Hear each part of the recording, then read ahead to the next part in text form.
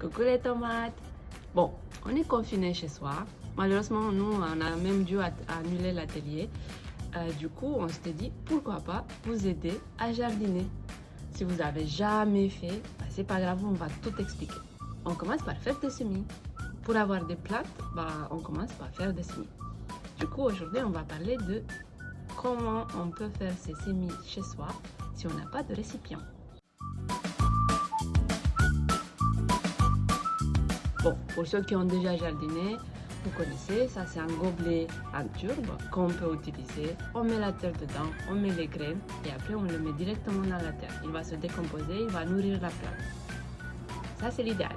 Mais si on n'a pas, c'est pas grave parce qu'en fait à la maison on a plein de choses qu'on peut utiliser. On ne sait même pas. Par exemple, le PQ. Je sais, c'est la crise, tout le monde en parle, mais bon, à un moment donné on le finit et il reste ça. Ne le jetez pas parce qu'en fait, vous le mettez comme ça, vous mettez de la terre dedans, les graines et c'est tout. Et vous avez un récipient. En plus, c'est du carbone qui va aussi nourrir la plante et si vous le mettez dans la terre, ça va attirer les vers de terre. Deuxièmement, on mange tous des yaourts. C'est pareil, ça fait un récipient pour mettre de la terre et des semis. Si vous pouvez aussi, faites des trous pour permettre à l'eau de se évacuer et ne pas noyer la plante. On a tous des bocaux, c'est pareil, ça fait un bon récipient pour les semis. N'arrosez pas trop parce que l'eau ne va pas s'évacuer et vous risquez d'avoir des graines qui à la place de germer vont pourrir. Pour ceux qui mangent encore des œufs, il y a aussi ça. C'est un très bon récipient, ça fait du carton, ça fait la même chose. On met la terre dedans, c'est déjà compartimenté, on va mettre les graines dans chaque trou. Et voilà, vous avez un support pour faire des semis.